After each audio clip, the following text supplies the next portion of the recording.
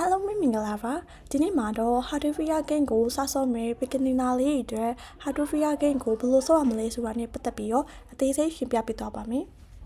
ပထမဦးဆုံးအနေနဲ့ game လေးကမြေပုံကဘယ်လိုအလုပ်လုပ်လဲဆိုတော့အရင်ဆုံးရှင်းပြပေးပါမယ်အရင်ဦးဆုံးထောက်နာကမြေပုံလေးထဲကိုဝင်လိုက်ပါပတ်လည်နာမှာရှိရဲ့အိမ်အပြာရောင်လေးအားလုံးကတခြား player တွေပါသူတို့နေရသွားပြီးစကားပြောလို့ရတယ်လို့သူတို့နဲ့မိတ်ဖွဲ့လို့လည်းရပါတယ်မြို့လေမှာကတော့အင်ကြီးဆိုင်နေစာအုပ်ဆိုင်နေပြိဘော်ကားဆိုင်နေနဲ့တခြားဆိုင်ပေါင်းစုံလေးရှိပါတယ်။ပတ်စကားဂိတ်ကလည်းမြို့လေမှာပဲရှိပါတယ်။မြို့အစုံပိုင်းမှာတော့ရှားပါတဲ့ပစ္စည်းတွေကိုရှာတွေ့ဖို့အတွက်အခွင့်အရေးပြပါတယ်။တကယ်လို့ကိုသွားရှိတဲ့နေရာလေးရှိခဲ့လို့ရှိရင်လည်းမြေပုံထဲမှာပဲ target ထောက်ပြီးတော့ကိုသွားရှိတဲ့နေရာကိုသွားလို့ရပါတယ်။သူကလမ်းညွှန်ပြပါလိမ့်မယ်။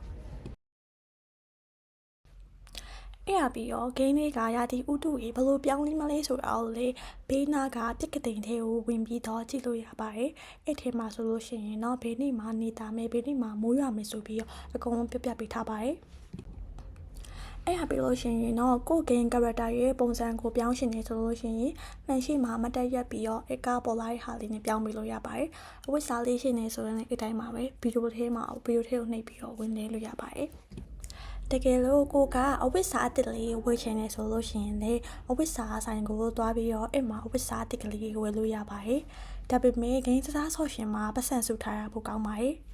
။တကယ်လို့ကိုကပတ်စံရှာရှင်နေဆိုလို့ရှိရင်လည်းကိုမှရှိရဲ့ပစ္စည်းလေးတွေကိုရောင်းပြီးရောပတ်စံရှာလို့ရပါတယ်။ကိုမှရှိရဲ့ပစ္စည်းလေးကိုရောင်းရှင်နေဆိုလို့ရှိရင် Adventure ဆိုတဲ့အကူနာမှာသွားပြီးတော့ကိုယ့်ရဲ့ပစ္စည်းကိုသွားရောင်းလို့ရပါတယ်။မှာကိုရောင်းရှင်နေပစ္စည်းလေးတွေအကုန်လုံးကိုထုတ်ပြီးတော့ရောင်းလို့ရပါတယ်။အဲ့ဒါဆိုပတ်စံရပါတယ်။ဒါပေမဲ့အချို့ပစ္စည်းတွေကမရောင်းမသိမ်းထားတာပိုကောင်းပါတယ်။ဒါပေမဲ့အဲ့ရောင်းမဲ့ပစ္စည်းကိုဘယ်ရမလဲဆိုရင်တော့ထုံးစံအတိုင်းတစ်ပင်ခုတ်ရတာပါ။အဲ့လိုခုတ်လို့ရှိရင်ပန်းတီးရေးစသဖြင့်တုံးလေးရပါတယ်။အဲ့အရာကိုပြောင်းလို့ရပါတယ်။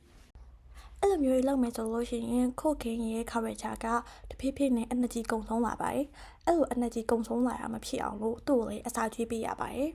။တကယ်လို့ကိုကပန်းတီးဘာတွေမစားချင်ဘူးဆိုလို့ရှိရင်လေကိုချက်ပြီးတော့စားလို့ရပါတယ်။အဲ့လိုဆိုရင်တော့ energy ကပိုတက်ပါတယ်။တကယ်လို့အထက်ပို့ပြီးတော့အပန်းဖြည့်ရှင်နေဆိုလို့ရှိရင်ရေဘူးကန်လေးမှာသွားရေစိမ်းလို့ရပါတယ်။အဲ့လိုဆိုလို့ရှိရင်လည်း energy ကပိုတက်ပါတယ်။